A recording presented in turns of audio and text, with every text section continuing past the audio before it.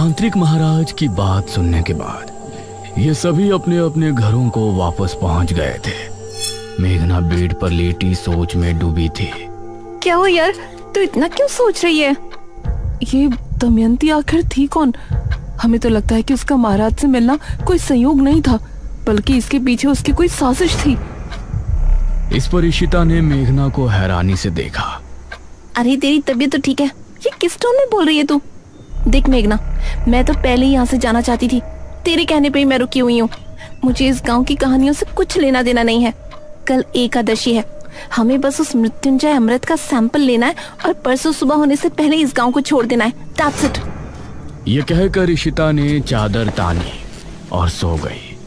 इसे कैसे बताऊं कि मैंने खुद को सपने में राजकुमारी बने देखा है। मुझे अपने सपनों का पूरा रहस्य जानना है। मैं यहाँ से नहीं जा सकती।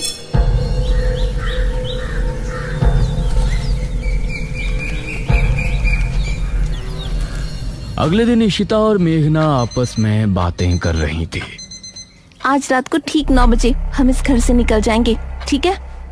यार मुझे इस तरह बिना कुछ बताए जाना ठीक नहीं लग रहा। हमें सबको बता देना चाहिए कि हम यहाँ पर मृत्युंजय अमृत के लिए आए हैं। तभी दरवाजे पर दस्तक हुई।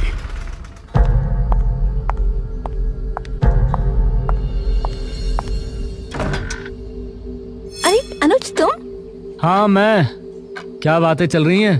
तुम लोग आज रात मृत्युंजय अमृत को लाने की बात तो नहीं कर रहे ना? नहीं नहीं, ऐसा कुछ नहीं है। गांव में इतनी प्रॉब्लम चल रही है, ऐसे में हम कैसे मृत्युंजय अमृत के बारे में सोच सकते हैं? हाँ वही कह रहा हूँ। आज रात तांत्रिक महाराज अनुष्ठान शुरू करेंगे। सभी को घरों में ही रहना है। तुम बेफिक्र रहो, हम कहीं नहीं जाने वाले।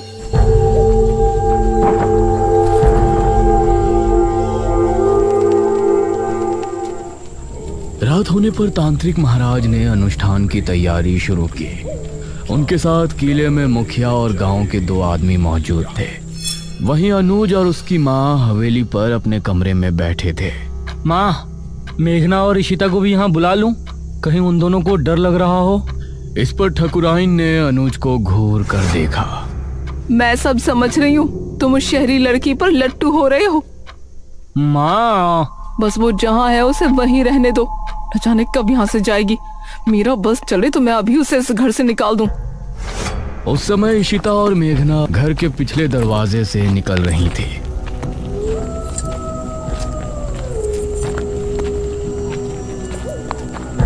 मुझे अब भी कुछ ठीक नहीं लग रहा। ये लोग क्या सोचेंगे? हम दोनों बस यहाँ मृत्युंजय अमृत चुराने के लिए आए थे। मेघना, क्या हो गया यार तुझे? हमारी जॉब, हमारा फ्यूचर खतरे में है। हम इस राजा रानी वाली कहानी में उलझने नहीं आए थे। ये इन गांव वालों की प्रॉब्लम है, हमारी नहीं। तो चल ना जल्दी। ये दोनों घर से निकलकर गली की तरफ आ गई थी। गांव में सभी लोग अपने अपने घरों में बैठे थे। सभी तांत्रिक महाराज के अनुष्ठान के सफल होने की प्रार्थना कर रहे थे। पूरा सामने जंगल का रास्ता। उस समय गांव का एक आदमी राजू सिगरेट पीता हुआ जंगल की तरफ से आ रहा था। अरे यार, आज तो होश बहुत ही ज्यादा है। सिगरेट भी नहीं सुलग रही। कुछ ही दूरी पर उसको इशिता और मेघना सामने से आती नजर आ रही थी।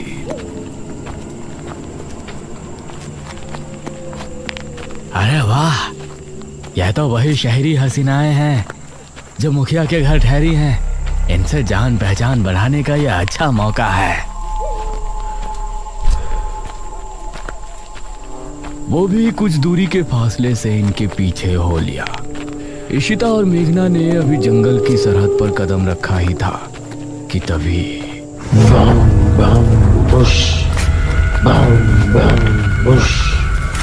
इसे सुनकर ये दोनों चौंक पड़ी। अरे ये तो वही आवाजें हैं, निशिर मोलो।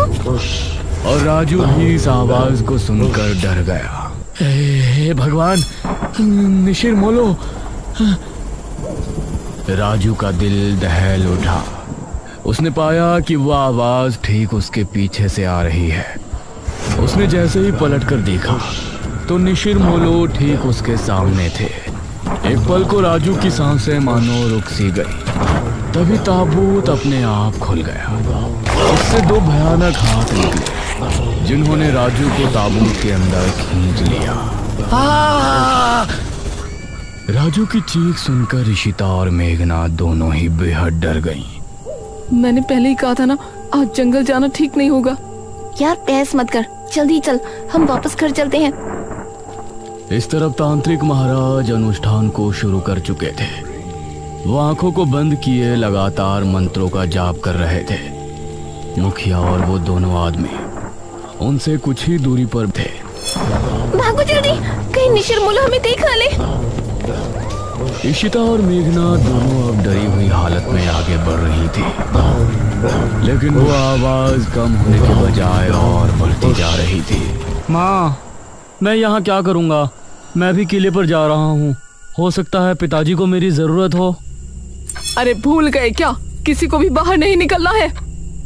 अरे मुझे कुछ नहीं होगा। वैसे भी निशिर मोलो की आवाज अभी तक नहीं सुनाई दी। मुझे नहीं लगता कि वो आ जाएंगे। ये कहकर अनुज अपनी माँ की बात काटते हुए घर से निकल गया। इस तरफ तांत्रिक महाराज भी अपनी आंखें बंद किए ध्यान मग्न थे। तांत्रिक महाराज ने खुद को एक अंधेरी जगह पर पाया। क्या यहाँ कोई है? सामने से कोई जवाब नहीं आया और तांत्रिक महाराज के पास एक तितली आकर रुकी। वो तितली अंधेरे में चमक रही थी। वो कुछ देर उनके पास रुकी रही और फिर एक तरफ चली गई। तांत्रिक महाराज भी अब उसके पीछे हो लिए। काफी देर तक चलने के बाद वो तितली जमीन पर बैठ गई। तांत्रिक महाराज ने पाया कि जमीन पर एक दरवाजा लगा हुआ है। वो तितली उस पर बैठते ही गायब हो गई। मेघना और ईशिता को भागते हुए काफी समय हो गया था। किला इनके सामने ही था। सामने से अनुज भी आ रहा था। उसने इन दोनों को सामने से आता हुआ देखा। अरे हम मेघना और ईशिता, ये तीनों एक दूसरे को देखकर हैरान रह गए। तुम दोनों यहाँ क्या कर रही हो? तुमको तो अपने कमरे में होना चाहिए था। मेघना कुछ कहती, लेकिन इससे पहले ही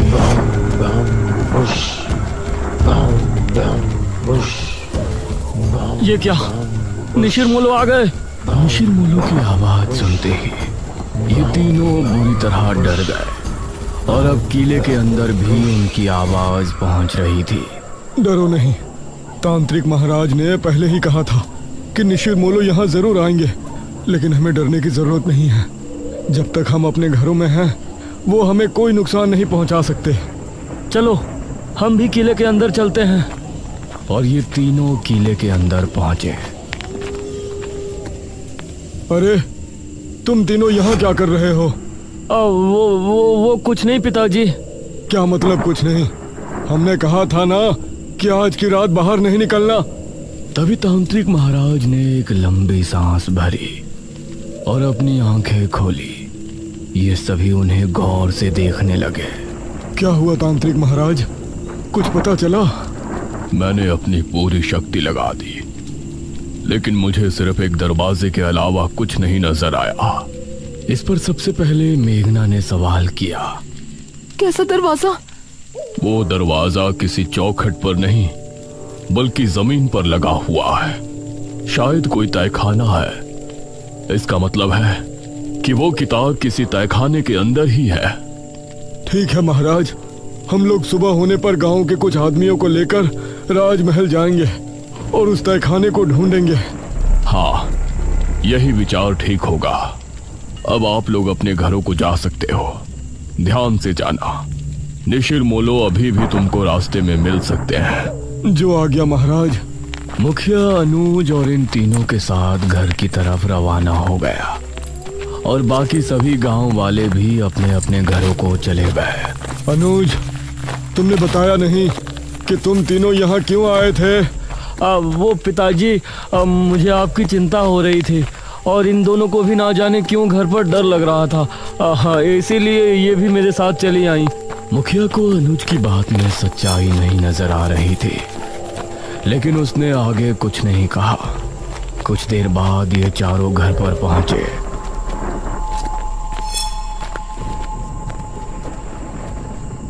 अब तुम लोग जाकर अपने अपने कमरों में चुपचाप सो जाओ। कोई मस्ती मजाक नहीं। जी पिताजी। ये कहकर मुखिया अपने कमरे में चला गया। फिर मेघना ने अनुज की तरफ देखा। थैंक यू अनुज, तुम तुमने हमारे लिए अपने पिताजी से फिर झूठ बोला। अरे कोई बात नहीं मेघना, तुम्हारे लिए तो मैं 1000 झूठ भी बोल सकता हूँ। ये कहकर अनुज मुस्कुराते हुए अपने कमरे में चला गया। फिर इशिता और मेघना भी अपने कमरे में पहुंची। उस रात मेघना के मन में कई सवाल चल रहे थे। करीब 4 बजे जब वो सो रही थी तो उसने अपने आप को राजमहल में खड़ा हुआ पाया। अपने उसी राजकुमारी वाले अवतार में वो एक गलियारे से होती हुई आगे बढ़ रही थी। सामने ही एक बड़ा सा दरवाजा नजर आ रहा था। वो उस दरवाजे से होती हुई अंदर पहुंची। सामने एक अलमारी थी। उसने उस अलमारी को खोला तो उसके अंदर एक बक्सा रखा था। उस बक्से को खोलने पर उसे एक अंदर बड़ी सी चाबी रखी हुई नजर आई। मेघना सपने में बिल्कुल सही सलामत थी, लेकिन बाहर उसका पूरा शरीर पसीने से सराबोर हो गया था। तभी इशिता ने करवट ली तो उसने एक पल को आंखें खोलकर मेघना को देखा। मेघना, क्या हुआ तुझे? उठ। उसने मेघना को झंझोड़ा तो मेघना की नींद टूटी। क्या हुआ तुझे मेघना? देख तुझे कितना पसीना आ रहा है। मेघना नींद से जागी और लंबी लंबी सांसें लेने लगी। अरे कुछ तो बोल, कोई बुरा सपना देखा क्या? मेघना ने इशिता के जवाब में हल्का सा हाँ में सर हिलाया। इशिता ने उसे पीने के लिए पानी दिया और फिर उससे लिपट कर लेट गई। सुबह होने पर तांत्रिक महाराज कुछ गांव के लोगों को लेकर राजमहल पहुंचे। कोई भी कमरा, कोई भी गलियारा छूटना नहीं चाहिए। जी महाराज। गांव के सभी लोग अब अलग अलग गलियारों में चले गए।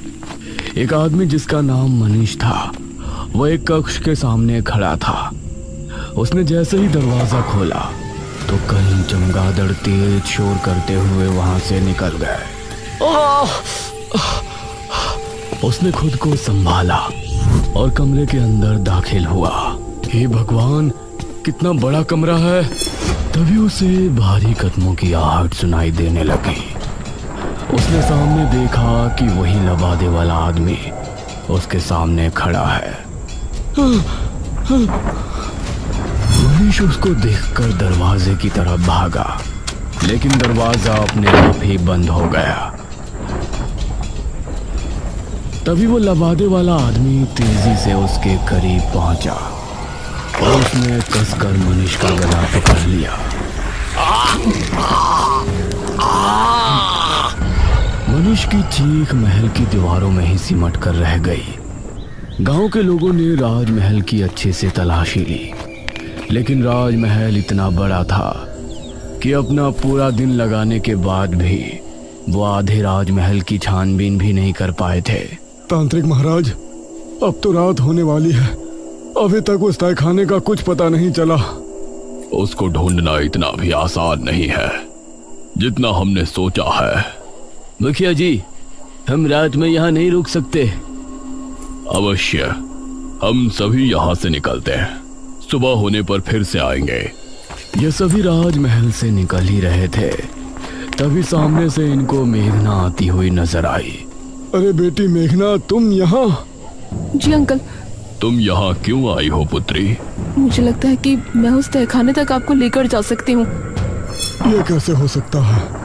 इस पर तांत्रिक महाराज ने मुखिया को हाथ के इशारे से चुप कर दिया। तुमको ऐसा लगता है तो ठीक है, बताओ कहाँ है वो तहखाना? अब मेघना आगे आगे चल रही थी और सभी उसके पीछे थे।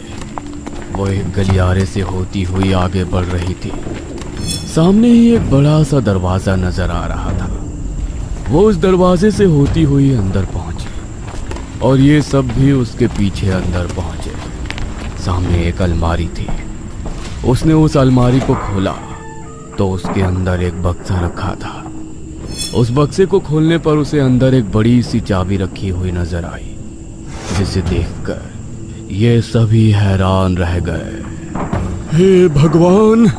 मेघना ने बिना कुछ बोले चाबी को उठाया और फिर से आगे बढ़ी। सामने एक और दरवाजा था।